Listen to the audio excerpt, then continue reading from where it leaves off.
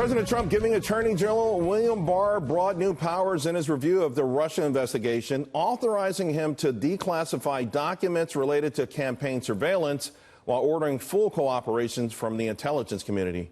Director of National Intelligence Dan Coats appearing to assert some of his own authority on that, saying in a statement, quote, "Much like we have with other investigations and reviews, the intelligence community will provide the Department of Justice all the appropriate information for its review of intelligence activities related to the Russian investigation interference in the 2016 presidential election. As part of that process, I am confident that the Attorney General will work with the IC in accordance with long-established standards to protect highly sensitive classified information that, if publicly released, would put our national security at risk. The IC will continue to faithfully execute its mission of providing timely, apolitical intelligence to the president and policymakers." So what could that intelligence focus be? Here's what the ranking Republican on the House Judiciary Committee, Doug Collins, said just last week right here on Sunday Morning Futures. The things that would concern me the most damning things that I'd be looking at is was there information that was misleading leading to the FISA court? Was there actual lies? Was there abuses there that now are coming out?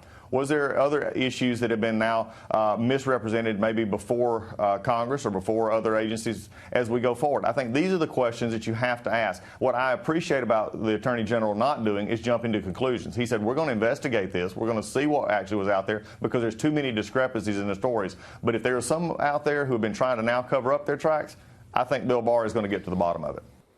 Meanwhile, House Judiciary Chairman Jerry Nadler giving an update on the Robert Mueller, possibly testifying before the panel, saying that Mueller wants to do it, but behind closed doors.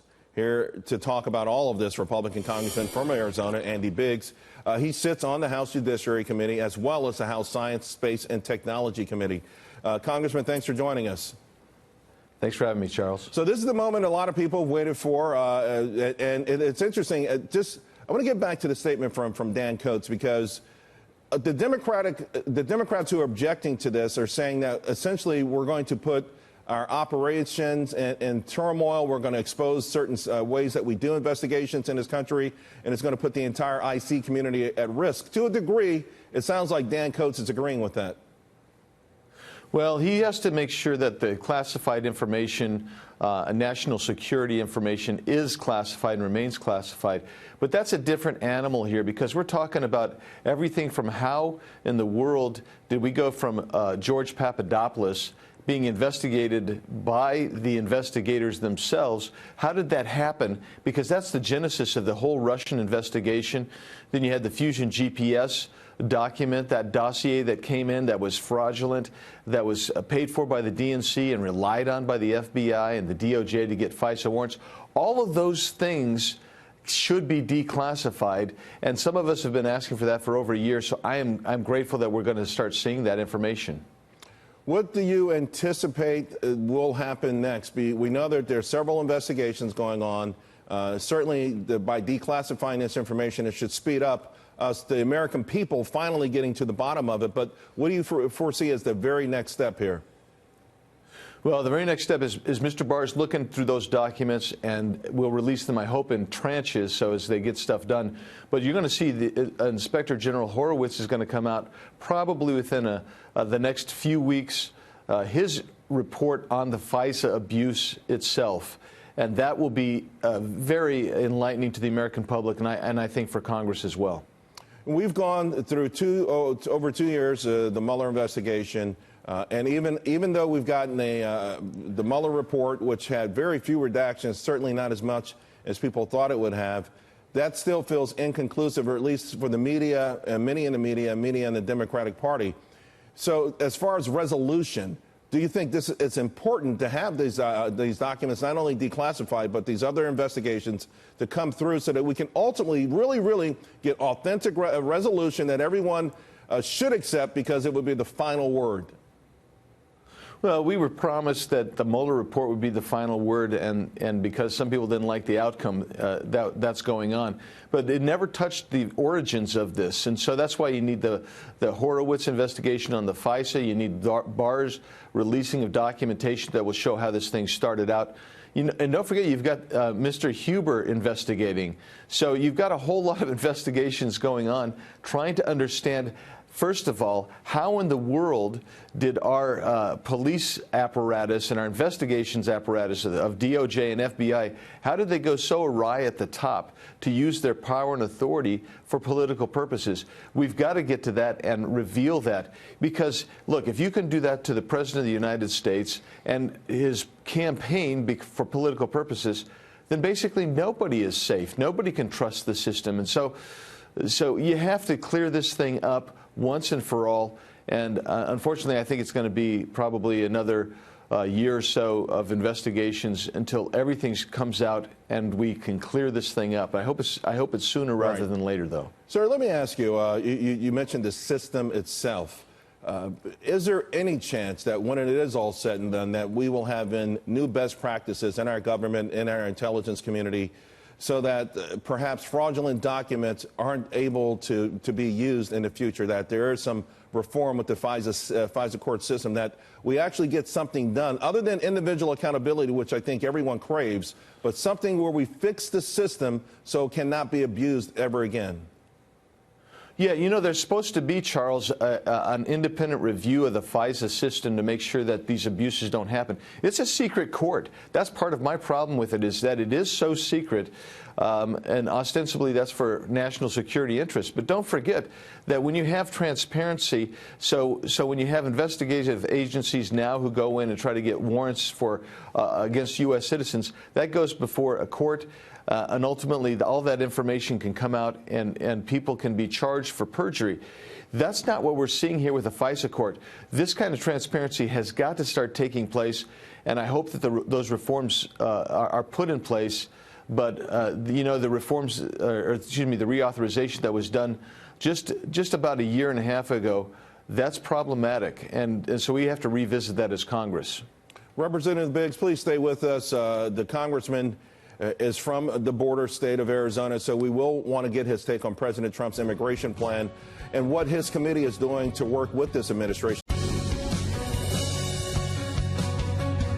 Immigration reform is front and center in our nation's capital, but what's being done to fix what many consider to be a broken system? We're back with Republican Congressman from Arizona, Andy Biggs. Congressman Biggs, I know this is obviously a topic close to your heart, something that you talk about a lot. What are the latest developments? What's going on? Because it feels like as everything stalls in Washington, D.C., this issue, it feels like it's stalling as well. Yeah, not much is happening in Congress to resolve this issue. I know that there's border fencing going up because I've seen pictures. We're replacing Normandy barriers with bollard fencing 30 feet high, which makes it more difficult to get in. But, Charles, we're still catching somewhere between 4,000 and 5,000 people crossing the border every day in this country. In the last few months, we've let well over 150,000 people just loose into the country. So you apprehend over 300,000, but you're letting half of them into the country because we simply have no place to keep them. Pending court hearings to process asylum claims. So this is just basically a meltdown on the border. Kirstjen Nielsen, when she was secretary, has said that. Acting Secretary McClellan has also said that. It is just overwhelming on the illegal side. Right. And the way to think about it, yeah, so the numbers are just out of sight, quite frankly. Let me go over some numbers for the audience. Most recent numbers in April, 109,144. That's up over 100% year over year. March was 103,000, up 100% year over year. In February, the 76,000 number was up 120% year over year. These are staggering numbers. Even Jay Johnson, President Obama's, who handled the border issue for President Obama at DHS, acknowledges this is a crisis that he has never seen before. So you have to wonder, you know, if everyone's acknowledging more and more that this is a crisis, What is the solution? You have Democrats who are saying, well, the wall that you're talking about that you just described as a medieval thing that and suggests all they have to do, illegal immigrants or folks who want to enter the country illegally, is bring a tall ladder. What do you say to that kind of rhetoric? Well, that rhetoric is, I just dismiss it because it doesn't make any sense, because the reality is if you've ever stood next to a 30-foot bollard fence, that is where people, I mean, even in our military we train that way, because that's where people say, hey, there's a real risk there. So they're going to quit coming there. But until we revise our asylum laws, Charles, if they get on that wall, our agents are having to take them down, bring them into the country because they're claiming asylum while they're hanging onto our fence.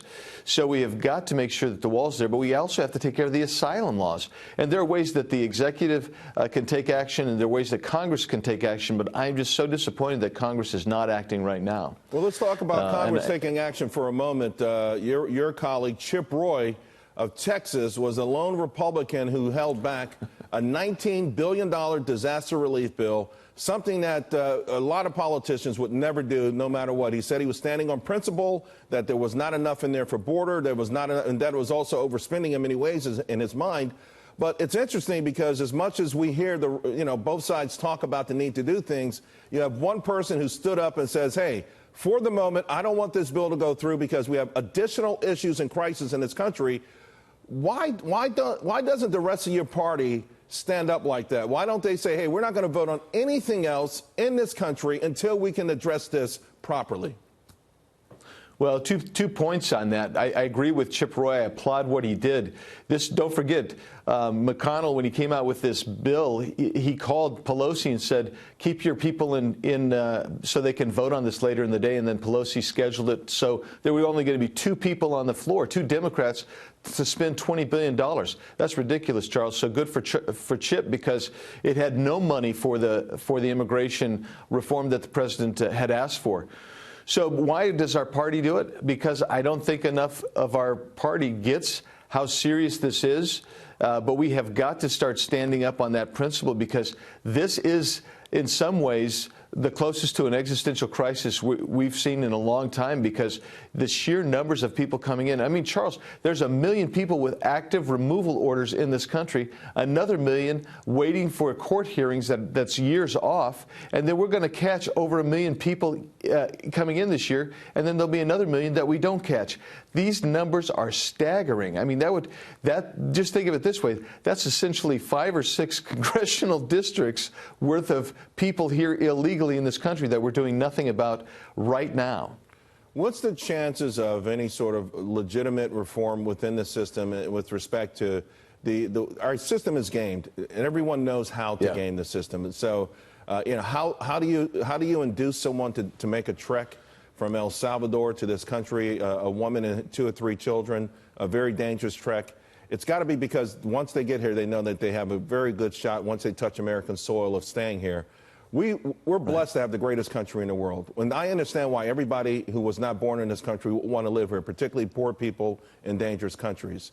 How can we fix the system so a person in that circumstance could have a chance to perhaps get into this country legally without having to make this trek, without having to pay coyotes, without having to endure the personal and physical harm that they're enduring right now?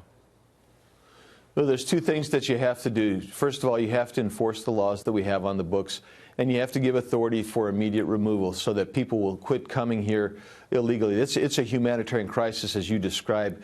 People coming over, very dangerous. We're coming up to the hot temperatures, very dangerous. So you have to enforce your laws so people are dissuaded from coming here. And instead of having the perverse incentive of coming here illegally and staying, you have to have incentives to come here legally.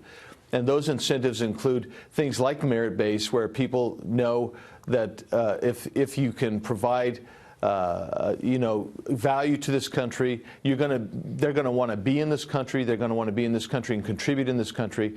That's one of the ways you do it. But until we start enforcing our border laws, it's simply not going to make any sense. And our reforms on the interior and on the immigration on the legal side are going to have very little value, because we've created these perverse incentives to come here. And so people will risk their lives to get in this country. Let me ask you about the idea of having legal immigrants who enter this country and then go on welfare, the welfare system. Some are floating the idea that at some point, once they get on their feet, they should reimburse the welfare system. What are your thoughts on that? Well, I think it's something we should explore very carefully, because the reality is when you come in today legally, you have to make sure, one of the things that we make sure of is that you're not going to be a public charge. In other words, you're not going to go on the social welfare system. But studies have indicated that there's a significant proportion of some groups who are coming in who go right on the social welfare system and become charges on the public state. And as you know, we have a $22 trillion national debt, and we run a $1 trillion structural deficit annually. And a large portion of that is social welfare spending. So I think it certainly has merit. We should be looking at that very seriously. And that's one of the reforms that we really, frankly, have to consider. Congressman Biggs, thank you very much for joining us. We always appreciate it. Thanks, Charles. Good to be with you always.